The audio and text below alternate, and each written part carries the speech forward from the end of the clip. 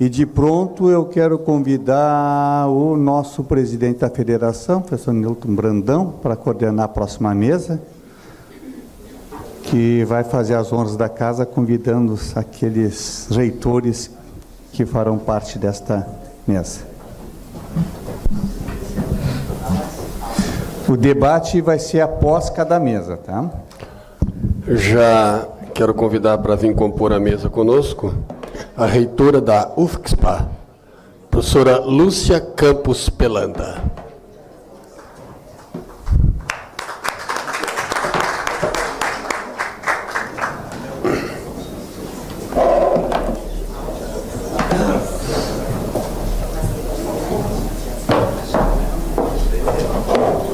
Bem-vindo, professora. Obrigado. Convido para compor a mesa o professor Júlio Chandro Reck, reitor eleito do IFRS, Instituto Federal do Rio Grande do Sul.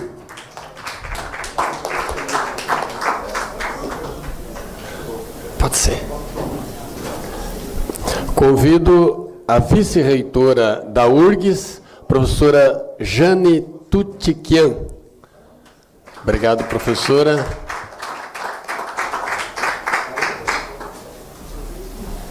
Bem-vinda.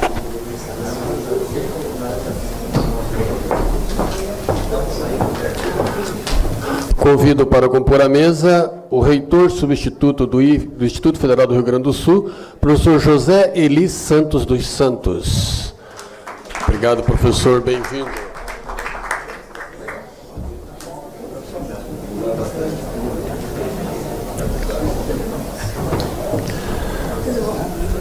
E do Instituto Federal Sul-Rio-Grandense, o ex-reitor e assessor do atual reitor, professor Antônio Carlos Barum Brode.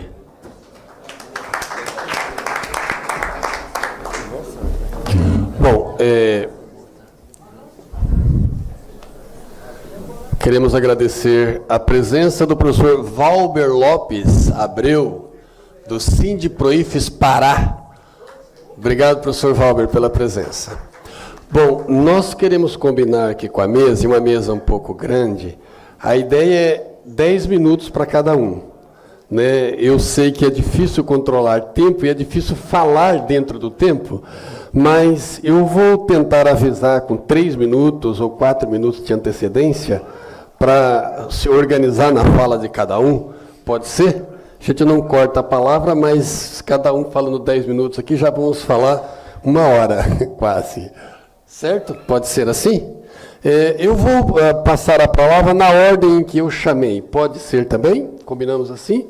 Então, na ordem que eu chamei, para 10 minutos na sua fala, a professora representante da Andifes, Lúcia Campos Pelanda. Antes da professora Lúcia, me permita dizer assim, esta mesa com representantes das universidades, para nós é bastante importante, porque o Proifes tem feito um trabalho de articulação junto às universidades como um todo do país, porque a gente tem tratado, por exemplo, a carreira dos docentes hoje, tanto dos institutos federais quanto das universidades que são equiparadas, é fruto de um longo trabalho de debate político feito com os professores, mas também é preocupado com a estrutura, com a organização das universidades e com o futuro da educação brasileira.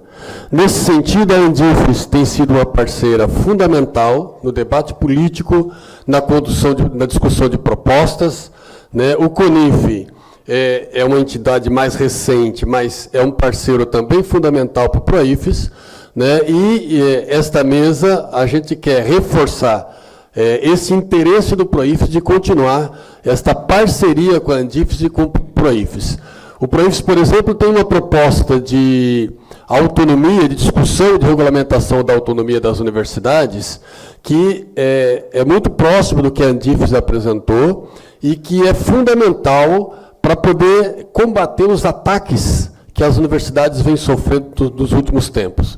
Quando a gente fala em ataques, mais recentemente tivemos um ataque frontal com a morte de um reitor em Santa Catarina, um ataque brutal à Universidade Federal de Minas Gerais. E não é só isso. Todos os dias, os procuradores, ministérios públicos praticamente inviabilizam as atividades na universidade, na medida em que passam a intervir nas possibilidades de desenvolvimento de políticas públicas.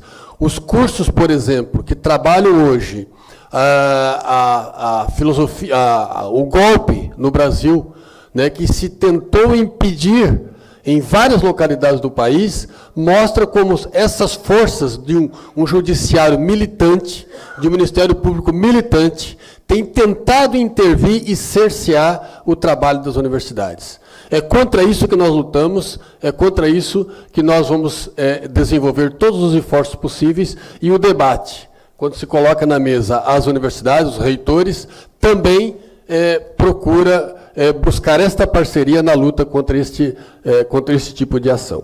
Então, professora, por gentileza, 10 minutos, professora Lúcia Campos, representando aqui a Andifes, transmita o nosso agradecimento ao presidente da Andifes por estar aqui, reitora. Eu que agradeço, é uma honra estar aqui, muito obrigada pelo convite, obrigada aos colegas. E nós temos insistido muito nessa necessidade da parceria e da união entre todas as nossas entidades e entre todos os atores desse cenário, porque realmente o cenário é trágico. Como o professor mostrou bem, essa emenda que estabelece o limite dos gastos, ela prejudica a população mais vulnerável, aquela que depende mais dos serviços públicos. E quando nós falamos em educação, e eu aqui estou também falando da saúde, por causa da Universidade da Saúde, a situação torna-se trágica. Em um sistema que é estável, onde a população já é bem atendida, a população não está em crescimento e as metas de saúde e educação para todos já são cumpridas, um limite de gastos poderia até não ter tanto impacto como é no nosso caso, embora no longo prazo já fosse afetar a qualidade dos serviços. Mas o nosso país está muito longe dessa situação. E, nesse caso, essa redução dos investimentos são formas de reduzir as enormes disparidades sociais. Então, essa Constituição em vigor, que determina que ao menos 18% da receita líquida dos impostos do governo devem ser gastos em educação e na saúde 15% da receita corrente líquida, esse seria um percentual que ia ser gradualmente alcançado até 2020. Por isso que essas duas áreas acho que são as mais afetadas, não, professor? Depois o senhor pode me ajudar, porque nós estamos aprendendo, que exige essa mudança da Constituição. Então, vai ter um grande impacto sobre a parcela mais pobre e também um estímulo aos negócios privados nas duas áreas, como o senhor mostrou. Na época da aprovação da PEC, nós não tínhamos como calcular bem o impacto que ela teria na nossa vida real. Acho que até hoje a gente não conseguiu estimar a enormidade do que está acontecendo e eu acho que as nossas comunidades ainda não conseguiram entender a enormidade do que está acontecendo. Mas nós já começamos a sentir os seus efeitos. As universidades estão sofrendo uma crise que é sem precedentes. Somente para a manutenção da universidade vai haver um aumento de custos vinculados à forte expansão dos últimos anos. O que aconteceu? Isso nos pegou bem no momento que a gente estava expandindo. Então, tinha muitos cursos que ainda não tinham todas as turmas completas, todos os anos completos. Então, a gente vai certamente aumentar ainda muito o número de matrículas e com redução cada vez maior de custos. Então, a gente ainda não chegou a atingir todo o montante do crescimento programado.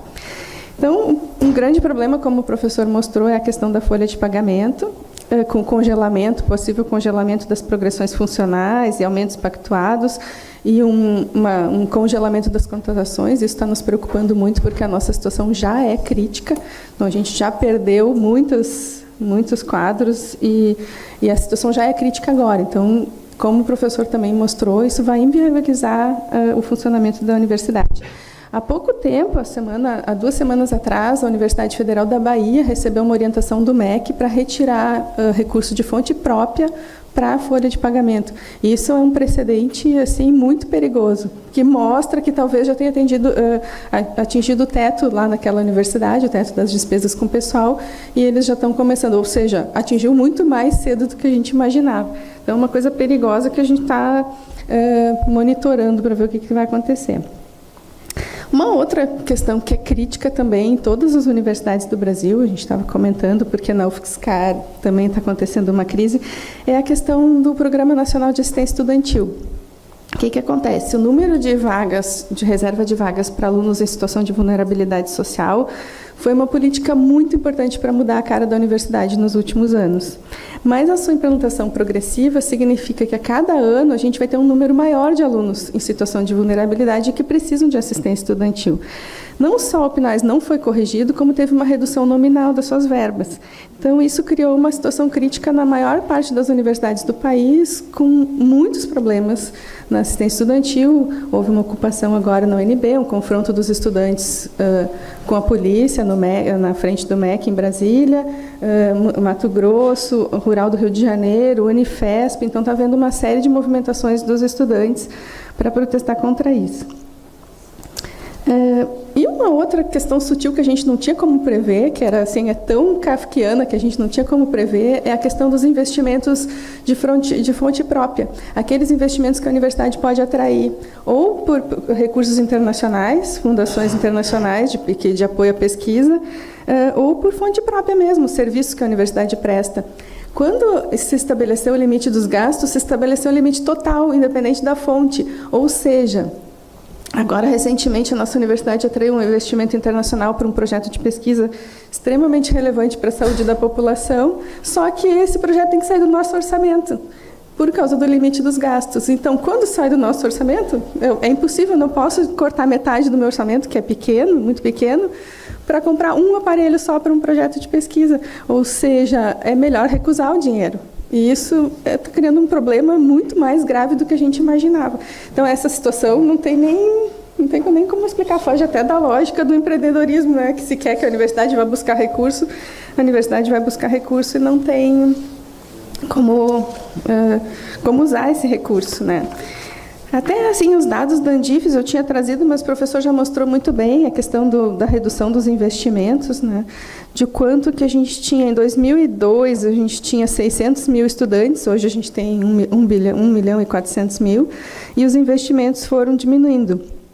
Em 2002 eram 200 milhões, em 2012 3,5 bilhões, de investimentos. E aqui, os dados da Andifes que a gente tem é de 1 bilhão para 2016, 1 bilhão em 2016, então, bem menos do que estava ali no slide. Depois a gente pode ver, talvez seja a composição da verba. Em relação aos docentes, de 95 até 2005, a variação foi de 4,4%, aumentou de 49 mil para 52 mil. E de 2005 até 2015, a variação foi de 42,8%, então aumentou para 91.337. Uma outra coisa também que o MEC está pegando muito, assim, que a imprensa e o MEC está dizendo, é que a Universidade Federal é muito cara. Então, o que acontece? Essa é uma das estratégias conhecidas, de dizer que é cara, mal gerida e que, portanto, deve ser vendida ou extinta. E aí, os dados do MEC mostram que dobrou o custo por aluno, que é uma conta que a gente não consegue chegar. Para nós, o custo por aluno diminuiu pela metade, de 95 até 2015. E isso foi eficiência da gestão, porque aumentou o número de matrículas significativamente. A nota técnica do MEC, agora 4 de 2018, diz assim: é frequente a erupção de estudos que concluem serem as universidades federais insuportavelmente caras para o contribuinte. Então, vocês já imaginam, né, que essa estratégia é uma estratégia bem conhecida. E o professor Nelson Amaral apresentou agora na Andifes, uma semana atrás, um estudo bem parecido com o que o professor colocou aqui na projeção dos 20 anos, ele fez retroagindo 20 anos. Se a PEC tivesse sido promulgada há 20 anos atrás, qual seria a diferença de valor aplicado? E ele chegou a 196 bilhões, ou seja, quase 200 bilhões a menos investidos em educação teriam paralisado completamente a educação superior no Brasil. Projetando para o futuro, é possível estimar o que isso significa para o país. Os efeitos já estão sendo sentidos no nosso dia a dia e a sua progressão em 20 anos pode significar a perda das esperanças de uma geração inteira. É urgente entendermos melhor isso, porque a educação é a única coisa que pode nos salvar desse caminho autodestrutivo do aniquilamento do futuro. Muito obrigada.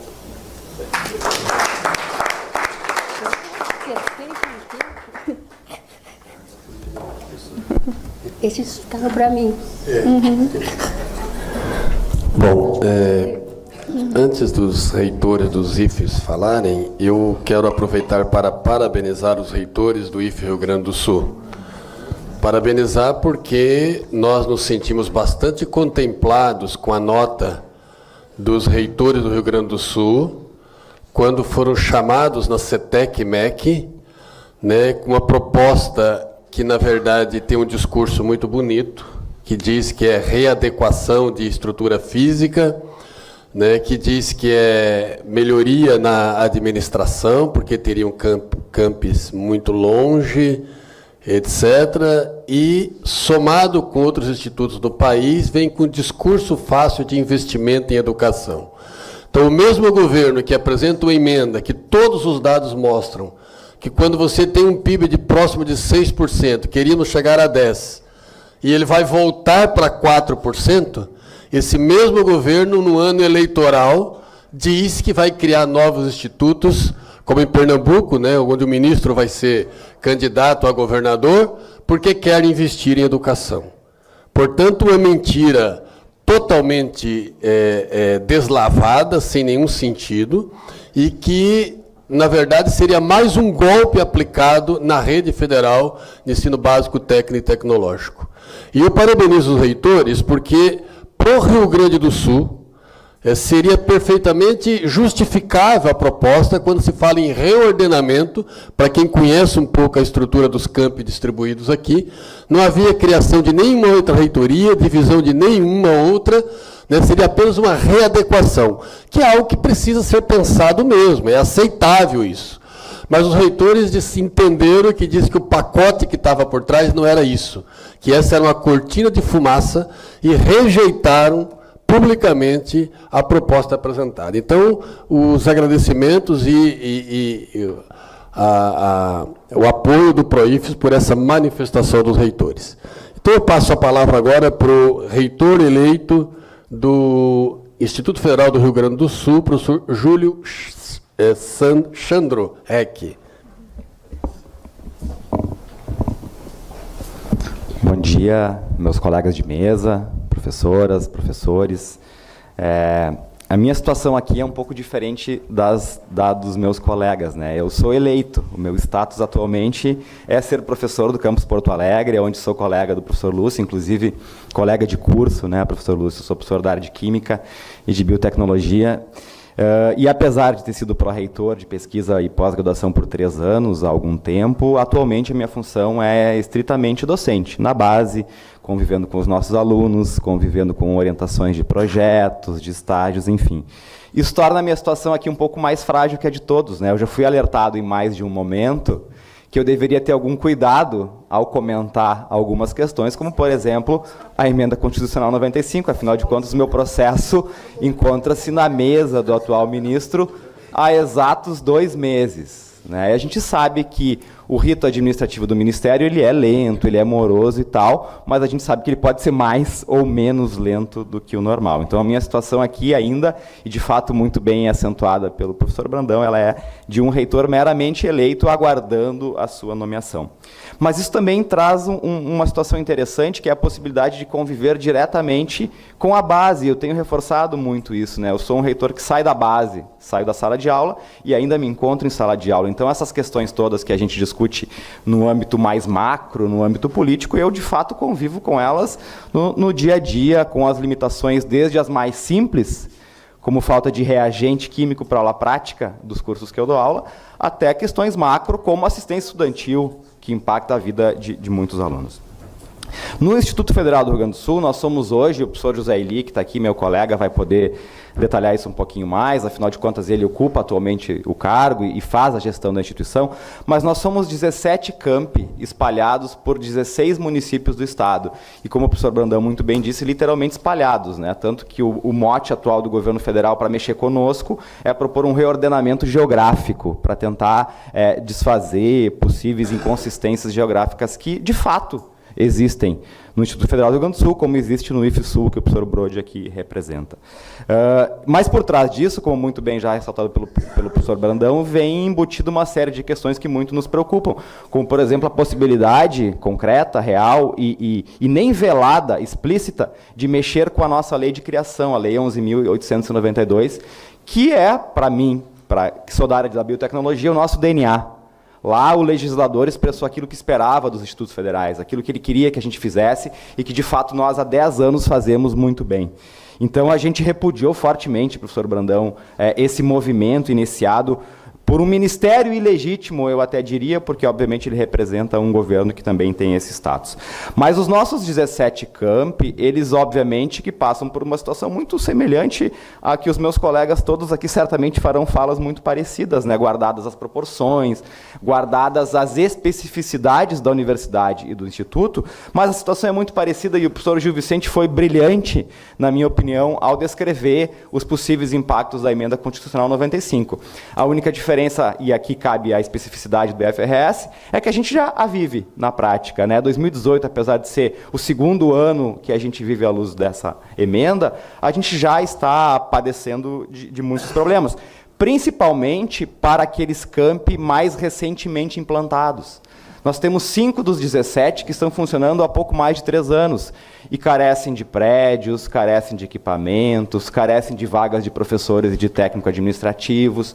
Então, é óbvio que todo o IFRS tem padecido e tem sofrido, de formas diferentes em cada um dos campi, mas a gente tem muitos casos extremamente graves onde falta sala de aula porque os alunos têm aula, onde falta professores, onde falta apoio técnico.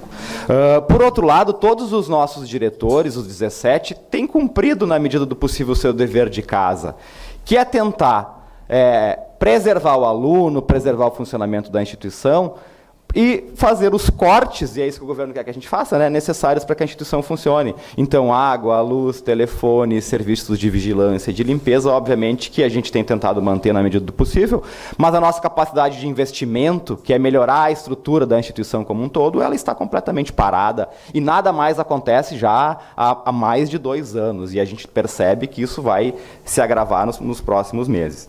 Então, para nós, do IFRS, e eu acabei de viver uma campanha, e a parte boa da campanha é isso, né? A gente viaja bastante, a gente conversa bastante.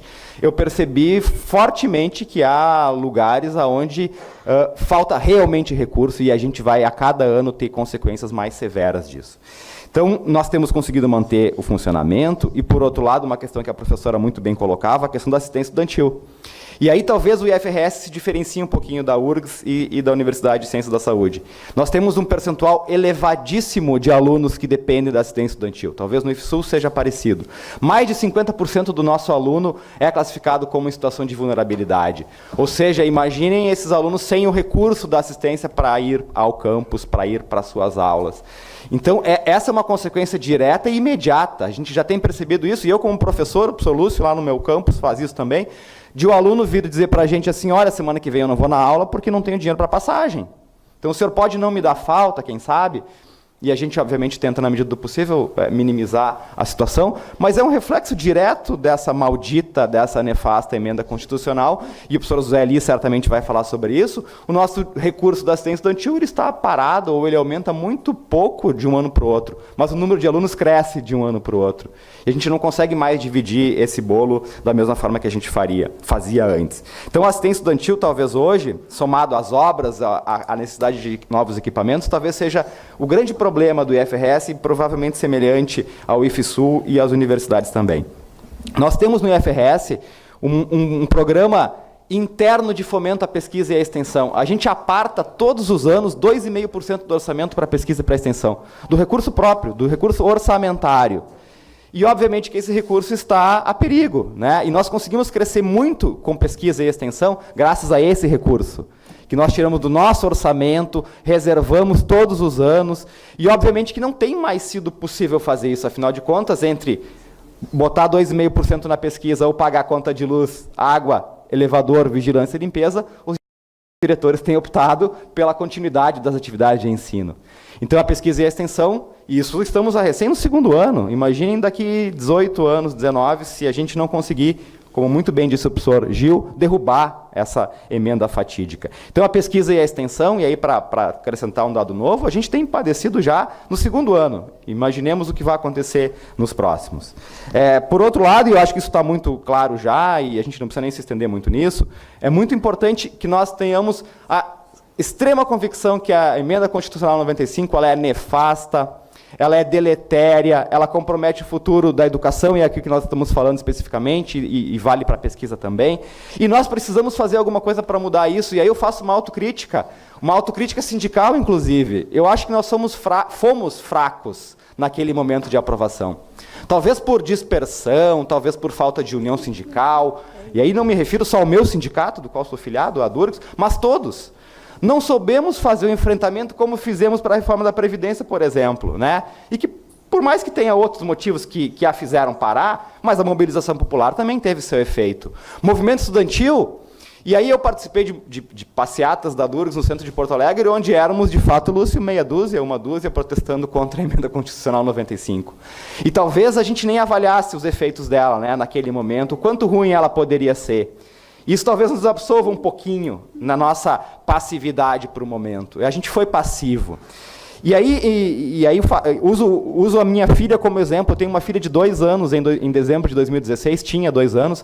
Ela vai fazer toda a sua carreira acadêmica à luz da emenda constitucional 95. Ela vai chegar aos 22 anos ainda com essa maldita emenda vigindo e os efeitos imprevisíveis, por mais que o professor Gil faça todos os exercícios possíveis, né, todos os cálculos, todas as progressões aritméticas, a gente não consegue prever, de fato, como estaremos lá em 2037. O cenário que espera pela minha filha, certamente, ele é terrível. E eu me despeço, sim, para não ficar fora do meu tempo, e vou me permitir ler, literalmente, uma frase, uma passagem do então deputado Victor Hugo, o mesmo ensaísta, dramaturgo, escritor francês, em 1848, quando deputado da Assembleia Francesa à época, ele se avaliava a contenção de gastos, se avaliava algo similar com isso que temos aqui. Há 170 anos atrás, ele disse o seguinte: mas o erro ainda é maior, é que o rigor com os gastos é aplicado na hora errada, quando o país precisaria, ao contrário, fortalecer as atividades culturais e educação pública. Continua, então, o deputado Victor Hugo. Exatamente quando uma crise sufoca uma nação, é necessário duplicar os recursos destinados ao saber e à formação dos jovens, para evitar que a sociedade caia no abismo da ignorância. Ele disse isso há 170 anos atrás. E nada mais atual do que isso, né? Poderia ser reproduzido no Congresso Brasileiro agora, em dezembro de 2016. Mas ninguém fez essa fala, ou poucos fizeram. Então, encerro agradecendo a oportunidade, agradecendo a Durgs pelo convite e apelando para que mantenhamos a nossa mobilização através do movimento estudantil e do movimento sindical. Muito obrigado. Posso pegar meu minutinho para fazer um comentário? Bem rápido. Não, é porque o ano passado nós tivemos o prazer de conferir o título de professor honoris causa ao professor Nútil Ordem, e ele veio aqui na UFSPA e ele falou uma coisa que eu anotei, porque eu acho que é muito importante. Será preciso lutar muito nos próximos anos para salvar dessa deriva utilitarista não somente a ciência, a escola e a universidade, mas também tudo que chamamos de cultura. Será preciso resistir à dissolução programada do ensino, da pesquisa científica, dos clássicos e dos bens culturais, porque sabotar a cultura e a educação significa sabotar o futuro da humanidade. Então, que bom que estamos... E a minha filha se formou na URGS em História na semana em que o governo definiu que não precisava mais professor de História no ensino médio. Então, nossas filhas... Excelente nosso futuro, hein?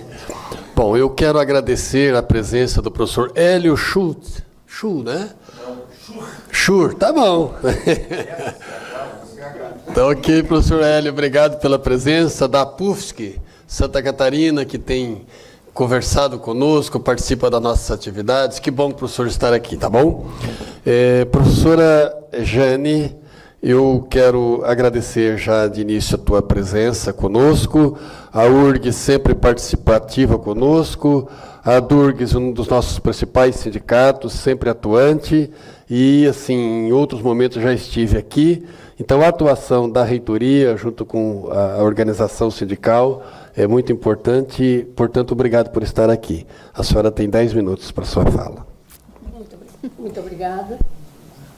Professor Professor Brandão, a honra e a alegria da nossa presença é efetivamente nossa. Estamos juntos na luta por uma universidade melhor e, sobretudo, por uma universidade que possa resistir com qualidade frente a tudo que nós estamos vivendo. Quero agradecer a oportunidade de participar dessa mesa e quero agradecer também pela oportunidade de estar entre amigos, de forma que possamos discutir os nossos problemas, que são problemas comuns, mas com diferentes proporções. Eu particularmente não tenho a menor dúvida de que essa emenda constitucional 95/16, ela está no cerne, ela está no centro deste projeto liberal que nós estamos vivendo aí e que tem como meta a inviabilização do serviço público e dentro dele, então, evidentemente, o ensino superior público. Ela congela por 20 anos as despesas primárias, né? E as despesas primárias não são outras senão a educação, a saúde e a segurança. Justamente aquilo por que o povo clama. E, por outro lado, atendendo ao sistema financeiro, ela mede as próprias despesas do Estado, as despesas do poder público, pela inflação do ano anterior. Quer dizer, nós estamos num momento de retrocesso de toda e qualquer conquista. Dizia lá Mateus, aquele dito que todos nós conhecemos, depois da tempestade vem a bonança, nós estamos vivendo exatamente o contrário. Depois do grande projeto de extensão da universidade pública, que foi o REUNE, se abateu sobre nós, através de um governo golpista, se abateu sobre nós a tempestade. Então, analisando o impacto dessa emenda, que não é outro senão o grande desmonte da universidade, da educação pública superior, é bem claro para nós que algumas estratégias também compõem isso. Quer dizer, não é só uma questão de números, tem estratégias e são estratégias muito bem definidas. Então, quando me dizem assim, este governo não tem um projeto de país, tem, e é muito claro, basta nós olharmos ao redor. Então, esse impacto desse desmonte da universidade pública se dá por várias formas e estratégias, seja pelo desrespeito à autonomia universitária, e hoje nós temos os órgãos de controle dentro das nossas universidades o tempo inteiro, seja pela afronta à liberdade de cátedra. Já foi citado aqui, o curso do golpe é o grande exemplo disso. Sejam por um projeto de desacreditação na gestão universitária. Além das prisões, que culminaram com o suicídio do reitor Cancellier, há um discurso no MEC que ratifica, e em todas as reuniões de que tive a oportunidade de participar na Andifes, esse discurso veio do lado do MEC. A universidade está na situação que está porque os reitores são maus gestores. Seja por uma ideia obsessiva, e como bem disse o professor Gil Vicente, essa ideia é reforçada pelo Banco Mundial, de que a universidade não pode ser gratuita. Seja pela ideia de reduzir o gasto das universidades, inclusive isso é muito sério e é o momento de nós prestarmos muito atenção, inclusive com a exclusão da área das humanidades. Sim, isso está rodando na internet, sim, as pessoas estão falando, mas sim, isso está lá no site do Senado, mas esse é um discurso que está passando muito forte pelo MEC. E a justificativa chega a ser risível. Nós não podemos usar a verba pública, nem o espaço público, para esses cursos que podem ser feitos nas privadas ou mesmo à distância. Então, é o momento de nós atentarmos para isso, porque, ao mesmo tempo em que nós temos um ataque sem precedentes à ciência e à tecnologia na universidade, a pesquisa acadêmica em 2016 recebeu 40% a menos do que em 2013, para se ter uma ideia. Nós também temos, na área das humanidades, nós também temos um ataque na área das ciências duras. Quer dizer, por todos os lados, nós estamos sendo agredidos.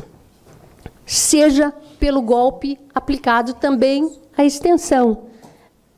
Vocês sabem, esse é o 2º ano em que não vem o PROEST. Quando a extensão, na verdade, é uma prestação de contas da universidade à sociedade. Seja pela ruptura com o Plano Nacional de Educação, que não vai atingir, como disse o professor Gil, não vai atingir nunca os 10% do PIB da meta 20, por uma questão de contas muito claras. Não vai atingir, não vai ser atingido dentro dessa emenda. Seja pela fixidez de um cenário que não se comporta assim. Na universidade, 86%, na URGS, 86% da receita vai para a folha. Essa folha tem tido, com a questão, por exemplo, da reforma da Previdência, essa folha tem crescido em passivo, né? Tem crescido com os nossos aposentados, tem crescido com pensionistas, enfim, essa folha tem crescido. E vai chegar um momento em que a despesa de pessoal vai bater ou superar aquilo que a universidade recebe.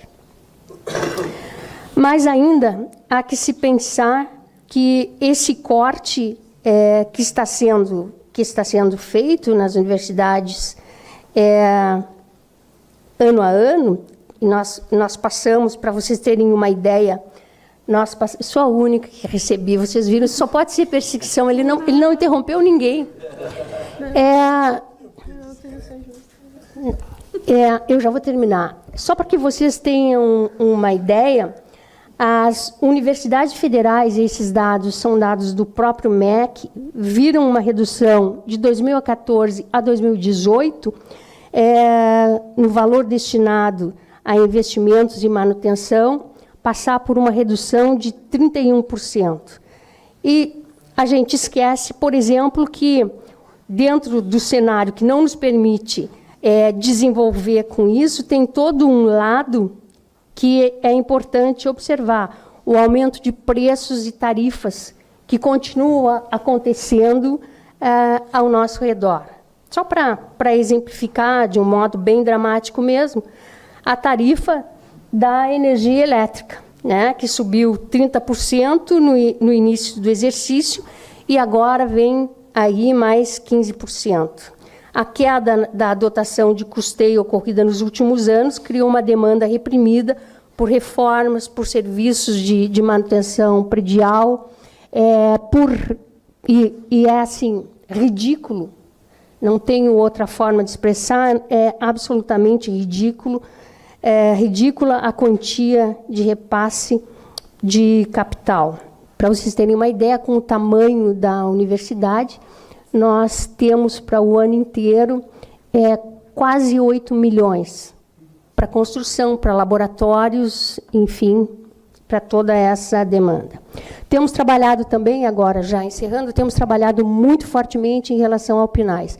Quero dizer a vocês que a verba que vem do PNAES para assistência estudantil não é suficiente. Nós temos aplicado na universidade 60% da verba que vem do PNAES para poder efetivamente realizar a assistência estudantil. Então, todos nós sabíamos, a sociedade brasileira sabia que a famosa lei do teto teria um efeito devastador sobre a sociedade e a universidade. Ela trouxe um grande descaso para com as questões sociais e o benefício ao sistema financeiro. Isso nós também sabíamos. Entretanto, é preciso que a gente não esqueça que não há a menor possibilidade de se suportar isso nos próximos 18 anos. É necessário que, de alguma maneira, possamos revisar essas prioridades. Estamos ainda no segundo ano e já estamos com o Pires na mão. E quando se asfixia a educação superior pública, não sejamos ingênuos, para usar a palavra tão bem usada pelo Claudir, não sejamos ingênuos. Sempre que se asfixia a educação superior em um país, se asfixia o próprio país. Obrigada. Eu passei 1 minuto, mas foi 1 minuto que a Lúcia me deu. Obrigado, professora. Apenas a gente indica o tempo, mas podem concluir os raciocínios, viu? Concluo, o importante é a mensagem. Obrigada. Nós temos tempo. Apesar de termos atrasado, mas nós temos tempo. Professor José Eli Santos dos Santos, do Instituto Federal do Rio Grande do Sul, reitor substituto, para suas considerações. Obrigado. Bom dia a todas e todos. Eu queria, primeiro me apresentar, né? Eu estou na condição de reitor substituto desde o falecimento do nosso querido reitor Oswaldo, que aconteceu em dezembro, que era um grande lutador, um grande defensor da educação pública, foi meu professor, eu já conhecia há mais de 30 anos, e participou sempre, mesmo num período difícil assim, da doença, participando das audiências públicas, participando dos eventos relacionados à defesa da educação pública. E nisso, também dizer que sou professor, né, professor do campus Rio Grande, que era um antigo colégio técnico industrial vinculado à FURG, e já professor há 29 anos.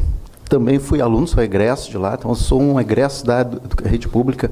Sempre estudei em instituições públicas, seja o curso técnico profissionalizante, que eu fiz aos 14 anos, comecei aos 14 anos, depois minha engenharia mecânica na FURG, mestrado, doutorado na Federal de Santa Catarina, sempre estudei em educação, sempre estudei em instituições públicas, então conheço de perto as dificuldades e o valor dessas redes.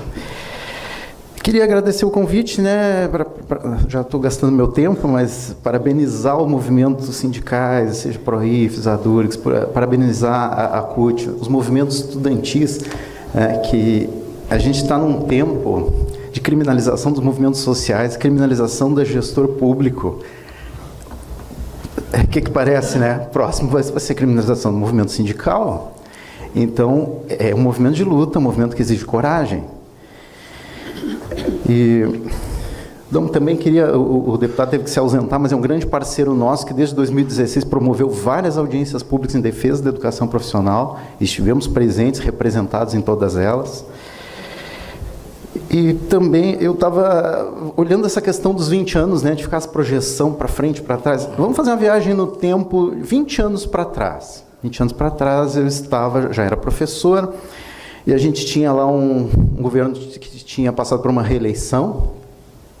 Tínhamos um ministro da Educação que apontava cobrança na educação superior, uma secretária executiva, se não me engano, é um nome comum, né, recorrente, que falava que não havia como sustentar aquele modelo, que nós tínhamos que ir atrás de financiamento, que eles garantiam a folha dos anos 90. Garantia a folha, não se falava em expansão de forma alguma, e que a gente tinha que sair atrás de recursos para projetos, fazer que nem a Unicamp.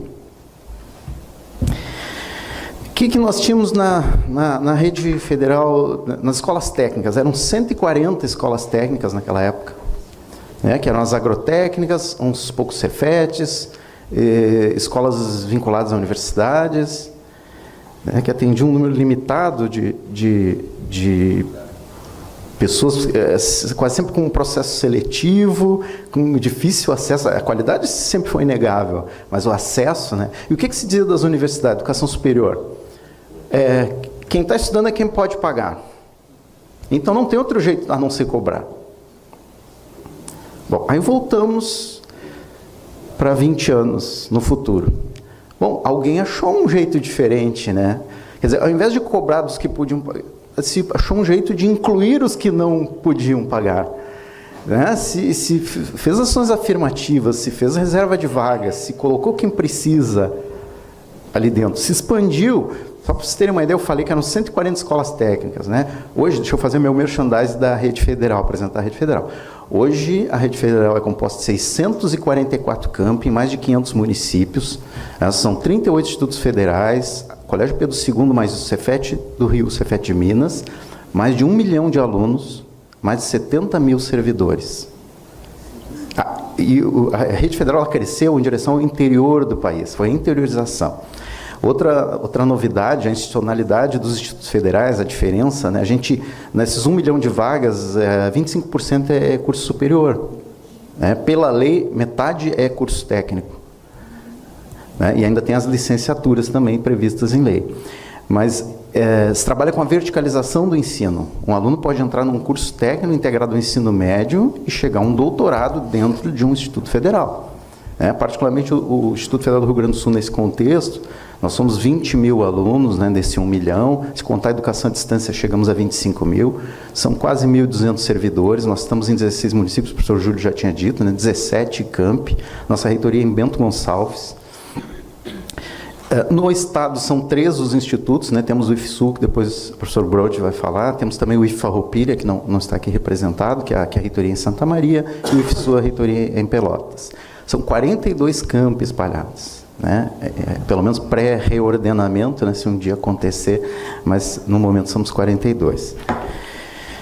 Então, assim, esse foi um projeto que, de fato, assim como o Reúne, mudou esse país, e está mudando o país. Mas é uma instituição, são instituições em expansão. Os institutos federais, o plano inicial é chegar aos 1.000 campi. Hoje são 643, foi um fechado agora do IF Brasília. 643 campi, mas a ideia era chegar a 1.000. Esse projeto foi interrompido. Mas ainda né, a questão desses nossos 20 mil alunos, 5 mil alunos são beneficiários da assistência estudantil. Aí, de novo, a gente teve todas essas conquistas, aí o baque que se teve foi tão grande que se fala de novo que é insustentável a educação superior, gratuita, pública, de qualidade, gratuita. De novo esse discurso está voltando. E a desculpa é assim, não, contenção de gastos, não, congelamento. E se usa uma comparação muito simplista, falando num orçamento doméstico, porque o pai de família não pode gastar mais do que arrecada. Então, ele vai congelar os gastos. Isso não é uma casa, isso é um país. E se a gente congela os gastos de educação, a gente condena o país, condena o futuro do país. Então, assim, eu tenho dificuldade em pensar os próximos 20 anos nesse cenário. Mas eu tenho muita esperança, porque se a gente teve essas conquistas, e em 98 eu não enxergava isso. Em 98 eu estava deprimido de enxergar o contexto. Mas a gente teve conquistas, são inegáveis. E a gente acha até que foram modestas, podia ter avançado mais, né? A gente critica um pouco, podia ter ido mais longe. Mas a gente tem jeito de a gente retomar esses projetos. São os projetos que nas últimas 4 eleições foram os projetos escolhidos pela população. Não é o que está aí, mas foi o que a população escolheu. O momento é difícil. A professora falou em produção própria. Nós temos agroindústria em alguns campi nossos. Temos campi agrícolas. A produção de agroindústria é recurso para aplicar na própria unidade. Né? Então, se está limitado pelo orçamento, não consegue usar o recurso. Então, 2016, nós temos um evento na Rede Federal que chama Rede Tech, um evento para dirigentes da Rede Federal, de reitores, pró-reitores e diretores de campi. Pela primeira vez não foi em 2016, pela primeira vez não foi um representante do MEC, do atual secretária da CETEC, né, não compareceu. E nesse evento nós tiramos um documento, foi em Vitória, no Espírito Santo, tiramos a Carta de Vitória, que apontava a PEC, né, que depois se tornou emenda constitucional, se apontava a reforma do ensino médio, apontava a medida provisória 746. E foi uma coisa meio estranha, porque os dirigentes trouxeram isso para os servidores, a gente fez uma série de eventos, o pessoal olhou com uma certa desconfiança, nessa coisa de gestor, né, meio desconfiado, porque faltou realmente a união, né, unir os movimentos estudantis, movimentos sindicais, com esse movimento de dirigentes, que foi isso que se enxergou a precariedade que estava se apontando. Então, partiu dali os nossos movimentos enquanto gestores, mas ficou claro a necessidade de se unir, de estar junto. Não há solução para isso sem estar junto. As nossas pautas são as mesmas, né? Olha, geralmente a reunião de reitores e sindicatos não é assim, então, né, amistosa, às vezes, é mais tensa e tal. Nós estamos com as mesmas pautas. A luta é de todos. Não há outro jeito. Obrigado.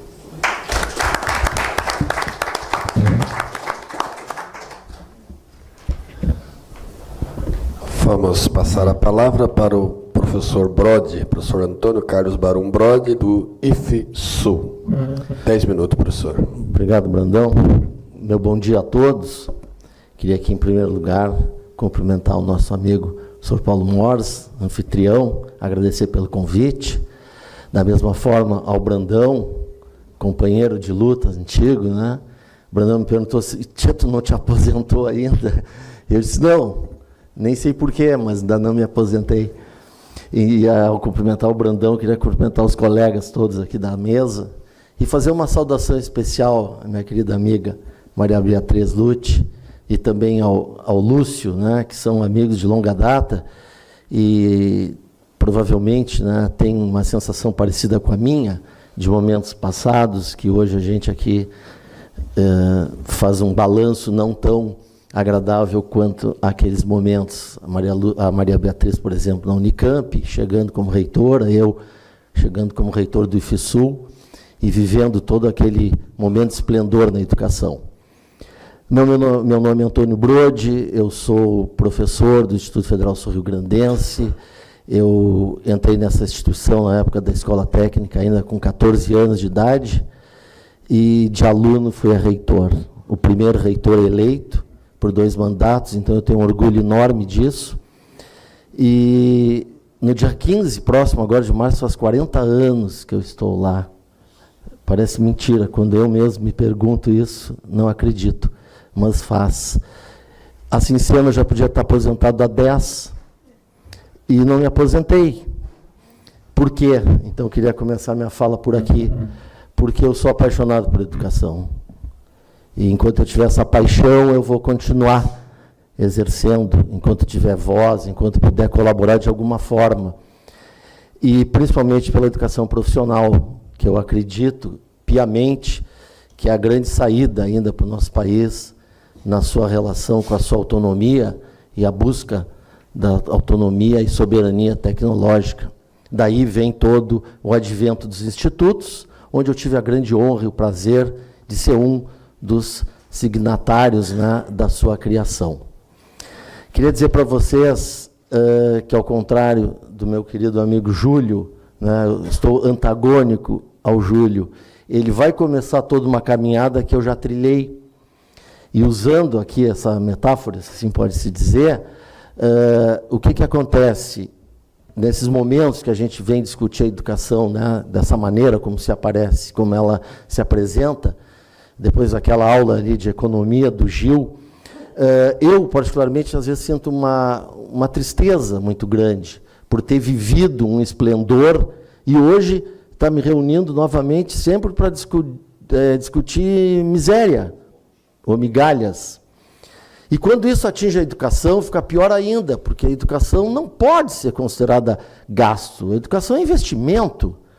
Então, como é que a gente diminui dinheiro, né, Júlio, para fazer educação? E isso me constrange muito. Quero dizer para vocês também que eu sou um gestor público e, como tal, sempre fui fiel à gestão pública, com todos os seus percalços, as suas ameaças de TCUs e tudo mais, e tive a felicidade, durante 8 anos, não ter um apontamento sequer que é a minha maior honra como gestor, e não é fácil, está ficando cada vez pior. E por que eu digo isso? Eu digo isso porque daqui para fora eu tenho as minhas cores partidárias, as minhas ideologias, as minhas matizes e tal. Mas na educação, eu sempre fiz a educação de uma maneira muito séria, na busca do bem comum de todos, independente de cor, raça e tudo mais que se ponha. Eu hoje aqui, me senti muito orgulho, né, do nosso reitor, o professor Flávio Nunes, de quem eu trago aqui um abraço, ter pedido para vir, que tinha um outro compromisso, mas eu quero que vocês entendam também que eu não posso ser deselegante de estar falando por ele, porque, obviamente, ele tem as convicções de gestão dele, né, e a gente tem que respeitar, e a forma como ele está conduzido brilhantemente o FISUL. Mas eu posso, acho que, colaborar um pouco nesse debate, fazendo um paralelo com o que eu vivi e o que acontece hoje, Brandão. E isso eu acho que cresce também os comparativos, né, para que nós possamos entender essa estrutura. Queria dizer para vocês algumas coisas como tal. Há 5 anos atrás eu deixei a gestão para uma nova gestão. Naquele ano, que foi 2013, eu executei, com 10 campos, 15 milhões de reais. 10 campos, 5 anos atrás, executei 15 milhões, né, de orçamento de não custeio, orçamento para investimento. Esse ano, com 14 campos mais a reitoria, qual o orçamento para executar? 1,5 milhão. Então, eu acho que essas questões pragmáticas que eu gosto de trabalhar é que faz o confronto. Eu acho que tudo que tinha que ser dito aqui da forma mais elaborada, política, mais elaborada da forma estrutural, já foi dito por todos os colegas aqui representados e por aqueles que se apresentaram antes. Então, eu quero trazer esses números para vocês verem que não tem muito o que discutir. Não tem nem estar buscando o que fazer ou deixar de fazer. Tem que fazer, de alguma forma. Senão, essa vaca vai literalmente para o brejo, me desculpem o termo. Então, vocês vejam, vou retomar. 5 anos atrás, 10 campos, 7 mil alunos, 1,5 milhão para executar o orçamento.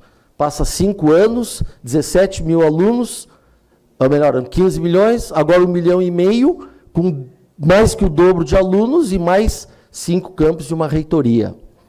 A nossa reitoria é um prédio novo, bonito, vistoso, extremamente funcional e merecedor do tamanho e da forma que tem para bem executar uma gestão.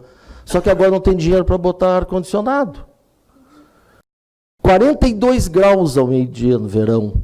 Como é que tu vai manter as pessoas trabalhando lá dentro a 42 graus? Não tem dinheiro para botar ar-condicionado. Não tem dinheiro para calçar o entorno. Há 5 anos atrás, 6 anos, 7 anos, 8 anos, a nossa relação de confiabilidade com a estrutura CETEC, MEC e o que nós realmente executávamos, nos permitia, Júlio, Zé Eli, Jane, que nós pudéssemos, por telefone, por vezes, executar projetos. Nós compramos um campus, hoje Campus Livramento, que é um prédio lindo, maravilhoso. Professor Eliezer, custa tanto, posso comprar?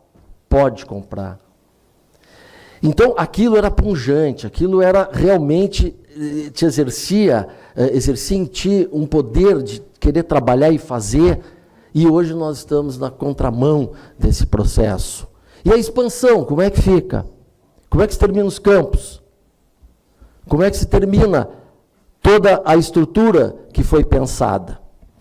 Então, essas questões postas, né, para reforçar o que os colegas disseram, e como eu disse anteriormente, até para não causar nenhum tipo de deselegância, assim, com o reitor e o próprio instituto, de fazer colocações pessoais e não de gestão, eu quero trazer só para que a gente reflita e pense sobre isso.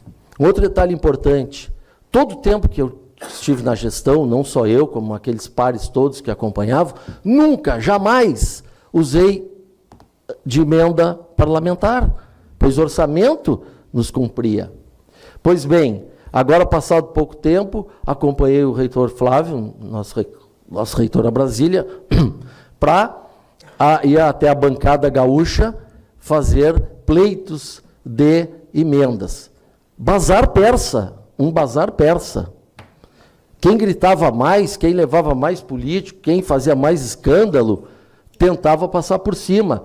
Então, tu disputa dinheiro para educação, para assistência social, para investimento em prédio, em pesquisa, expansão, com um cara que quer fazer uma vinícola, o outro quer construir uma ponte, o outro quer fazer um caminho de Compostela novo no Rio Grande do Sul, o outro quer fazer uma igreja. O que é isso? O que é isso? Onde é que nós vamos chegar? Que país é esse? Que zona é essa? Me desculpem a expressão. Está disputando dinheiro a tapa de educação dentro de uma bancada para conseguir uma merreca que, dividindo, não dá nada para ninguém. Assistência estudantil é outro problema que já foi tocado 1000 vezes aqui, mas eu quero reforçar, porque eu acho que tudo isso é em função de estudantes. Se não tivesse estudante, para que ter instituto, universidade e tudo mais, não é mesmo? Olha só, é sempre a mesma coisa. O delta de variação é mínimo, só que chegam mais alunos, os que já estão contemplados continuam, e o que chega para os que estão vindo é quase nada. Então, tu tem que escolher entre o mais miserável dentro dos processos de seleção. Quando escolhe o mais miserável? Bom, vamos pela renda. Então, tá. Então, ela é miserável e eu também. Só que ela recebe ou não, porque a minha renda é R$10 mais que a dela. Então, vem a ideia da média, né? Que eu tenho uma coisa que eu tenho pavor, é média. Eu não gosto de média em nada. Ou tu é tudo ou tu não é nada. Você gosta de média, não funciona, senão vira aquela história. Ah, na média, cada um comeu meio frango. Ou seja, eu comi o frango inteiro e ela está com fome até agora. É assim que funciona a média nesses casos. Então, pessoal, eu queria assim muito agradecer o espaço, dizer, como falei ao Brandão, que não me aposentei ainda, porque acho que posso colaborar. Recebi esse convite do professor Flávio para assessorá-lo e tenho procurado dar o meu melhor nesse sentido. Reafirmo aqui que o mais importante é a educação, independente de outros fatores quaisquer. E penso que nós todos aqui, como educadores, como gestores, como pessoas que temos, né, o que talvez dizer lá fora, que a gente lutasse muito também para que se firmasse nesse país propostas de Estado e não tanto de governo. Só um minutinho.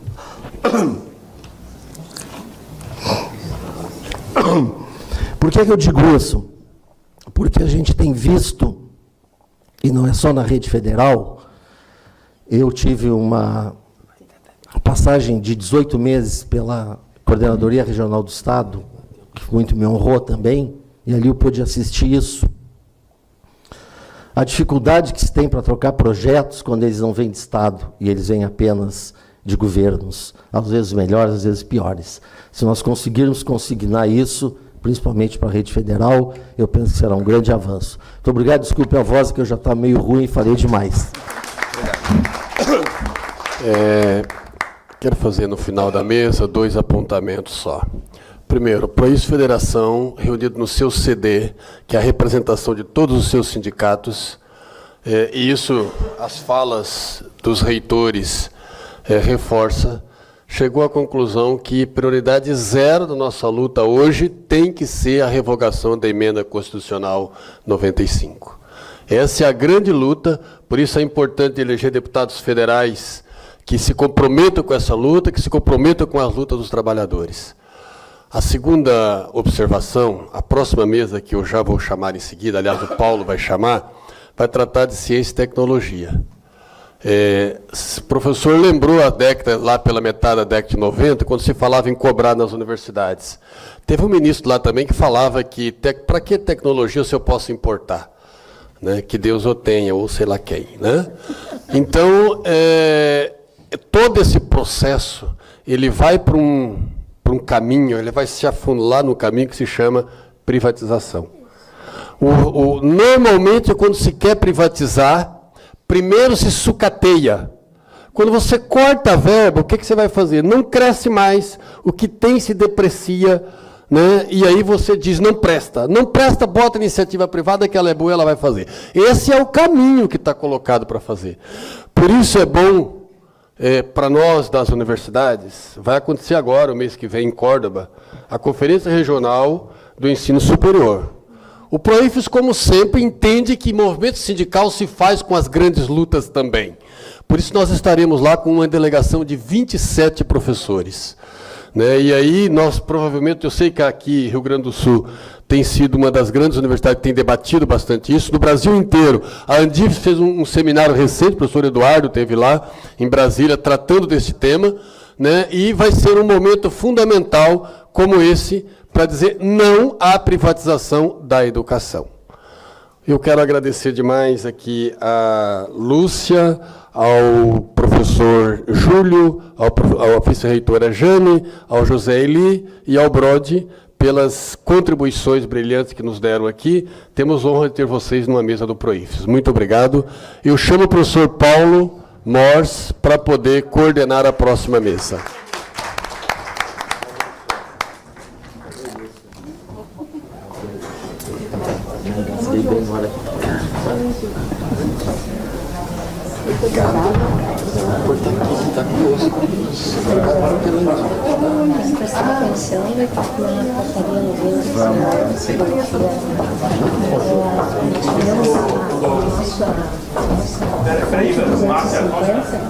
Foi muito difícil de conseguir usar não é só Salvador, não é só Salvador, são todas as universidades que poderão.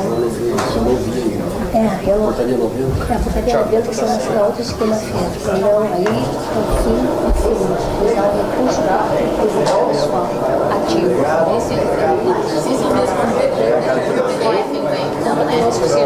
É o mesmo que estava sendo utilizado.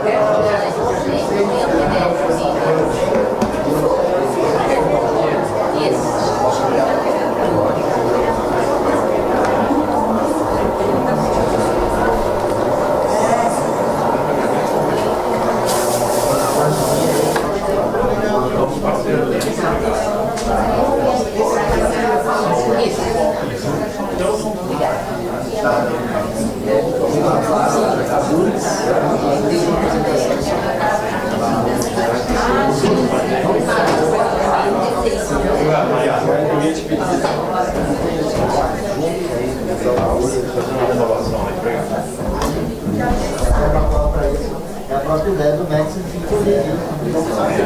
Essa primeira é a dela? A dela vai ser a primeira ou você vai depois? Não, é a primeira. Essa toda você.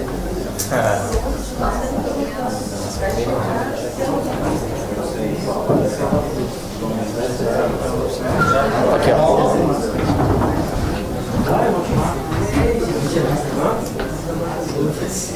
A vida estudantil já está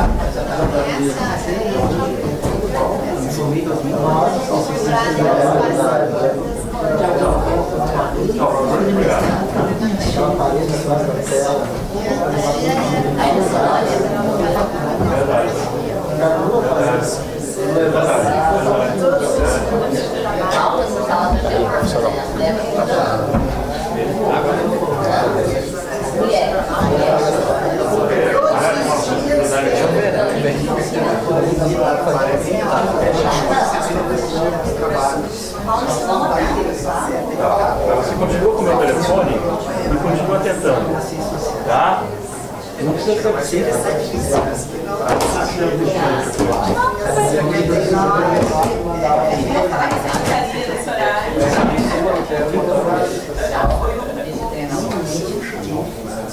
Não, vou chamar.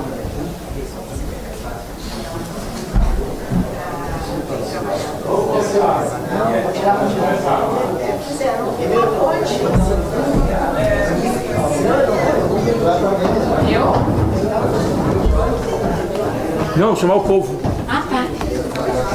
Chamar o povo.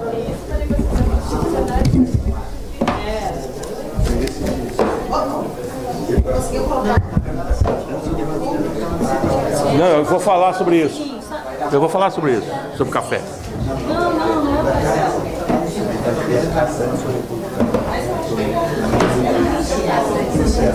E quanto tempo você lê aquela carta? Porque eu tenho medo que esvazie depois.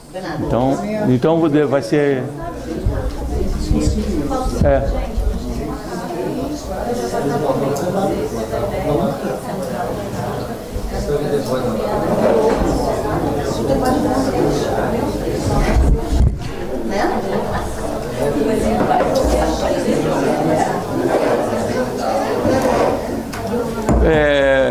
Thaís, você consegue arrebanhar todo o povo que está lá fora e trazer para dentro à força?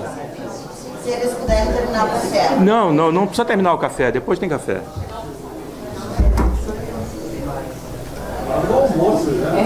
Calma! Você está precisando muito se alimentar?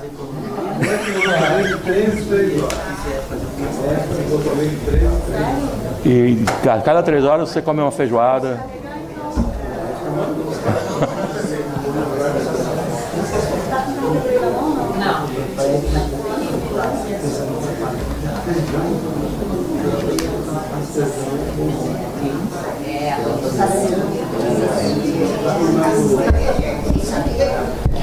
Isso aqui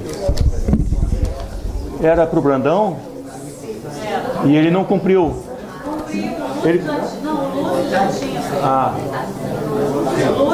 Foi cumprido já? Tá. Não, do Pará. Tá.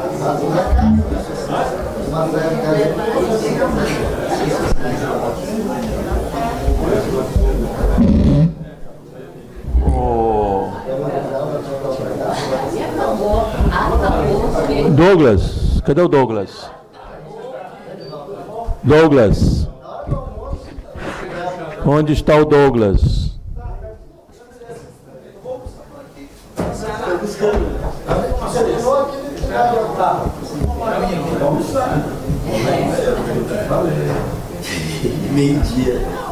Traz todo mundo. Douglas, está pronto aqui? Posso usar? Ok, muito obrigado. Bom, eu quero tranquilizar a plateia, dizendo que não precisa sair correndo para o Boteco da Esquina agora, podem terminar de assistir, porque nós temos agora a mesa número 2. Depois disso, nós vamos fazer a leitura, que não mais de 5 minutos, do nosso manifesto, que sairá desse encontro.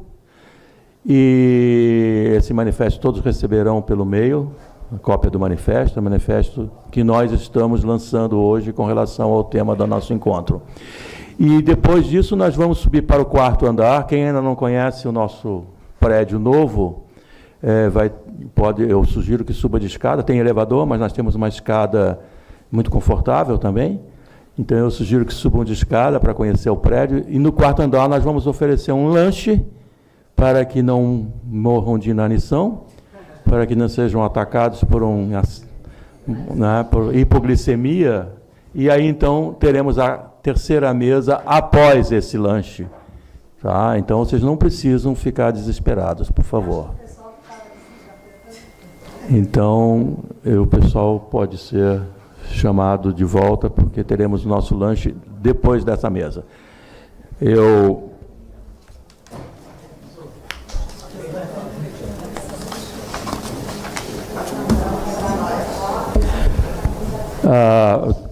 Essa mesa trata os impactos da Emenda Constitucional 95 para a pesquisa científica no Brasil. Eu chamo para compor a mesa a professora Márcia Barbosa, da diretoria da Academia Brasileira de Ciências, que vem representando o ABC, e que é minha colega, professora do Instituto de Física da Universidade Federal do Rio Grande do Sul, e ex-diretora. Chamo também o professor Carlos Alexandre Neto, que vem representando a Sociedade Brasileira para o Progresso da Ciência, ex-reitor da nossa Universidade Federal do Rio Grande do Sul. E chamo também o professor José Vicente Tavares dos Santos, que é secretário regional sul da Sociedade Brasileira para o Progresso da Ciência. Professor José Vicente é diretor do ILEA, Instituto Latino-Americano de Estudos Avançados, da Universidade Federal do Rio Grande do Sul, com quem nós, a DUC Sindical, temos uma profícua e bastante interessante aliança no projeto Universidade do Futuro. Ex-presidente da DUC também, professor Eduardo. Boa lembrança. Muito bem. Eu quero, então, começar esse debate, passando a palavra à professora Márcia Barbosa. Vocês vão me desculpar, mas eu não consigo falar sentada e também não consigo falar sem olhar para minhas transparências. Então, posso roubar esse microfone? Sim, por favor. Que a gente não pode falar com a voz da gente mesmo, tem que ser com essa intensidade. Tá. Pronto. Bem, então, o que eu quero trazer aqui, tentar ser bem rápida, qualquer coisa o Paulo grita, para, Márcia. Tá? É um pouco sobre esse caminho da pesquisa. E eu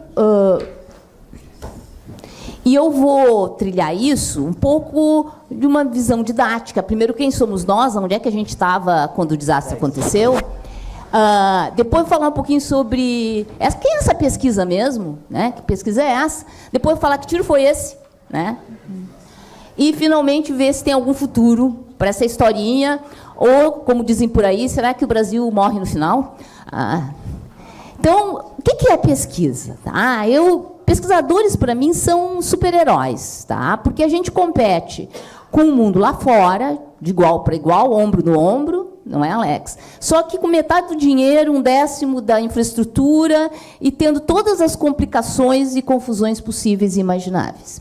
Mas, apesar disso, a gente vinha crescendo. Aí veio crise, etc. A gente caiu, mas a gente caiu menos que a Índia que está caindo. A gente vinha crescendo, gente. O aspecto não era negativo e a gente vinha melhor do que alguns dos nossos irmãos de outros locais. Tá? Eu não coloquei a China aí porque seria um desastre, não ia dar para ver nada no mapa. Mas a gente também vinha crescendo em artigos altamente citados, ou seja, em relevância a gente vinha. Não era só que a gente fazia paper, matava árvore, não era só isso que o governo adora dizer que a gente faz, não, a gente estava sendo relevante e o nosso crescimento em relevância vinha acontecendo. E esse crescimento em relevância, se vocês pegarem 2 indicadores diferentes, Scopus e o Web of Science, vocês veem que em número de artigos, mas também em percentual dentro do mundo. Não é assim, a gente vinha crescendo, mas lá, afinal, todo mundo vinha crescendo, então vocês estavam crescendo também. Não, a gente vinha crescendo em relevância. A gente estava virando gente. O respeito que a gente tinha no mundo vinha aumentando. Então, nós estávamos num bom caminho. E esse bom caminho tinha um dado, que é muito pouco citado, que é a esperteza ou sorte do Brasil no que se refere a acesso aberto. Isso aqui é pesquisa de vários países, isso aqui é publicação sem acesso aberto e com acesso aberto, e isso aqui é o Brasil, quase cortei fora com a minha laser a cabeça do José Vicente, tá? Mas aqui o Brasil, e o Brasil era o país do mundo que mais tinha publicação em acesso aberto, que é o Nutrend. Nós podíamos surfar nisso, que vocês não podem nem imaginar, isso tudo graças a uma coisa brasileira, que foi a Cielo, que deu nível às revistas nacionais. Nossas revistas nacionais, até as em português, estavam ficando indexadas. Graças a uma iniciativa que nos colocou numa onda, antes da onda ser criada, que é o acesso aberto. Tá? Então, nós estávamos com alguns aspectos muito bons. Mas quais eram os aspectos que a gente tinha e que não estavam muito bons, e o governo muito rapidamente percebeu isso? Isso aqui é um gráfico de percentual do PIB contra número de pesquisadores por trabalhadores. E vocês veem que tem uma reta meio mundial, e vocês veem que tem países como os Estados Unidos que tem um monte de pesquisadores por trabalhador, e tem um certo PIB. O PIB dos Estados Unidos agora já não está mais aqui, está aqui, o da China já está aqui. Tá? O Brasil está lá embaixo, com muito pouco pesquisador por trabalhador. E isso era um problema. Era um problema porque a gente tinha menos doutores em microeletrônica no Brasil do que a IBM tem contratado. Então, como é que a gente queria ter uma IBM no Brasil se a gente não tinha doutor em microeletrônica suficiente? Então, a gente tem um problema de quantidade. E foi aí que começou essa expansão fantástica das nossas universidades. Ela tinha um propósito, a gente tinha que escalar esse número, não é só aumentar a qualidade de meia dúzia de 3 ou 4. A gente precisava escalar. Tá? E foi o que aconteceu com a expansão do sistema. Então, nós estávamos indo numa coisa boa, porque aí vai encher o sistema acadêmico, ia sobrar gente que ia criar empresa, entrar nas empresas, força essas empresas a fazer pesquisa. E nós estávamos num caminho muito interessante. Tá? E aí eu não vou ter tempo para isso, mas a gente pode se deter nos números, os nossos números todos estavam crescendo, juntos. Ou seja, não é que a gente estava formando mais gente, pior, não. A gente estava formando mais gente, produzia mais artigo altamente citado. Então, estávamos no bom caminho, aqui é só até 2010 o avanço, depois isso sobe ainda mais no número de universidades. Tá? Bem, mas essa ciência que vocês fazem não vale nada, Márcia. Uma vez eu ouvi do empresário que a gente ficava calculando quanta cera tinha que ter para cobrir uma sala, dado o tamanho da sala, que era essa ciência que a gente fazia. Tá? Quem me dera que a gente também fizesse isso, porque aí a gente não desperdiçava cera. Mas não é essa ciência que o Brasil fez. Deixa eu contar um caso, tá? Que tem sido um trabalho que a Academia Brasileira de Ciências tem feito, que é contar causos, de uma pesquisadora chamada Johanna Dobenheimer. Ela era professora de uma universidade estadual, no Rio de Janeiro, e era funcionária da Embrapa. A Johanna, numa época em que a soja do Brasil não dava para nada, era uma porcaria, a plantação não dava certo, tinha que usar muito defensivo agrícola para ela conseguir crescer. O Brasil estava lá atrás na produção de soja. Ela observou que a cana-de-açúcar dava muito bem no Brasil. O que a cana tem que a soja não tem? Isso é jeito de pesquisador pensar. Aí ela olhou que tinha uma bactéria na cana-de-açúcar que fixava o nitrogênio, e com isso ela ficava mais produtiva. Ela, vou adaptar. Ela não era gaúcha, o Bá é meu, mas vou adaptar isso aí para soja. E adaptou. E hoje, o Brasil é só o segundo produtor de soja do mundo. Ela não ficou rica, milionária, nem nada disso, ela continuou uma funcionária da Embrapa até morrer, mas ela conseguiu isso. E ela conseguiu isso contra pesquisadores do resto do mundo, porque nos Estados Unidos não tem essa bactéria. Então, eles têm que usar defensivos agrícolas. E eles tentavam forçar o governo brasileiro a desacreditar o que ela queria. Mas ela era uma pessoa muito insistente, conseguiu convencer o governo brasileiro, conseguiu expandir o projeto. É isso aí que a gente consegue fazer quando a gente acredita em ciência e tecnologia. Né? Ser o segundo produtor de soja do mundo. Tá? Bem, isso aqui é só para falar que nós vamos, semana que vem, lançar o whiteboard. A gente está fazendo o whiteboard dessas grandes pessoas que geraram coisas que viraram dinheiro. Com essa campanha Ciência Gera Desenvolvimento, o primeiro whiteboard vai ser dela, e nós vamos estar distribuindo, são 2 minutos, que é para percolar a internet. Agora, só para os gaúchos aqui não ficarem com invejinha, tá? A gente também tem aqui na casa, na URGS, um pesquisador que fez algo muito parecido, não com a soja, mas com a aveia. A gente elevou a produção da aveia no estado enormemente. Uma coisa feita aqui na casa, que ninguém dá bola. Tá? É isso que acontece quando acredita em ciência e tecnologia. Tá? Prometo. E aí? E aí? Que tiro foi esse? Aí veio o congelamento, tá? Que nos pega totalmente desavisados. E por que nos pega totalmente desavisados? Porque ele não nos pegou no topo. Nós vínhamos já de um decréscimo, esses dados aqui são corrigidos pela inflação. A gente vem de um decréscimo a partir de 2013 por causa da crise econômica. Se a gente tivesse congelado aqui, eu nem estava chorando tanto. Eu estaria chorando, mas não estaria chorando tanto. Mas a gente congelou aqui. Vocês estão percebendo que, de repente, não mais que de repente, eu tenho que fazer a mesma coisa com mais pessoas, porque o Reúne me traz mais alunos. O Reúne me traz uma outra coisa maravilhosa, que agora a gente tem professores nos institutos federais e alguns campos avançados que querem fazer doutorado e querem vir para as nossas universidades fazer doutorado, e eu tenho que ter insumo, equipamento para eles fazerem. Então, assim, eu tenho mais gente e metade do dinheiro. E caindo. Porque não é congelamento, gente. O orçamento desse ano está pior do que do ano passado. Porque aí invento essa coisa que eu não entendo muito bem o que é contingenciamento. Que não pode funcionar. Isso aqui é só para mostrar depois, separadamente, esses mesmos dados, mas que mostram isso, que se a gente tivesse congelado aqui, eu não estava chorando tanto, estava chorando um pouquinho. Bem, mas aí vem aquela cena do momento de ação, em que a mocinha olha para o mocinho no momento de crise e pergunta: o que a gente faz agora? Não existe uma coisa mais pouco realista, porque eu nunca vi uma mulher perguntar para o homem o que a gente faz agora. Normalmente eu ouço o filho chegando: pai, o que eu faço? Não sei, pergunta para tua mãe. Tá? Então, mas o que a gente faz agora? Tá? O que está acontecendo? Estão acontecendo alguns fenômenos em ciência, porque a gente está no quadro. Vocês entenderam que a gente chegou na foto, nós estamos na foto. E porque a gente está na foto, o meu aluno está na foto. Ele termina, ele não tem uma bolsa de pós-doutorado para onde ir. Para onde é que vocês acham? Qual é a saída para ele? O aeroporto. E aí ele vai para o exterior. Então, nossa, que não podiam ter escolhido o melhor. Se fosse no passado, quando a gente ainda não tinha nome, não estava famoso, não estava bem na foto, o nosso aluno não teria condições de ir para o exterior. Mas agora ele tem. E aqueles que, por causa da família, dos filhos, da mãe, do pai, querem ficar, estão virando motorista de Uber, que eu chamo o novo fenômeno PhD Uber.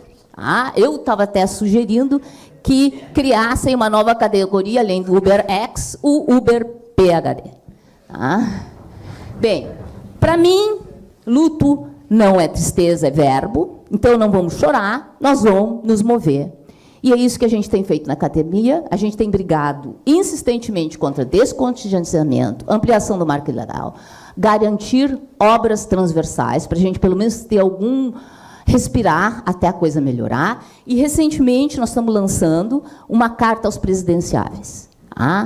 E essa carta é enfática, que a gente precisa acabar com essa coisa de 20 anos. A gente precisa restaurar o financiamento e o nosso projeto de ter pelo menos 2% de PIB para ciência e tecnologia, e tentar convencer a população da importância de ciência, educação, etc., através desses vídeos, porque, no final do dia, vai ser a população que vai votar e vai garantir que tenha um governo, que tenha deputados, que tenha quem vai gerir, capazes de perceber de que a gente não pode vender o que nos gera dinheiro. E só para terminar, contar uma historinha.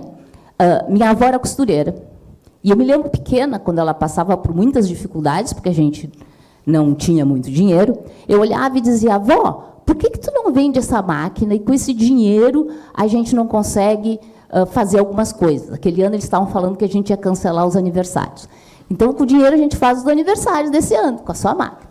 Aí a minha avó disse: não, Márcia, porque a máquina é o que me garante meu dinheiro. Eu estou juntando dinheiro para comprar uma elétrica. E é isso.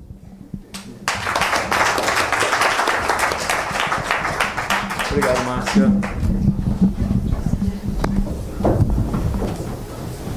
Muito obrigado, professora Márcia.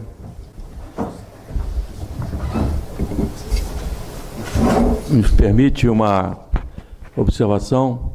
A Joana Dobereiner foi uma das pessoas, até hoje, a cientista mulher brasileira mais referida no mundo.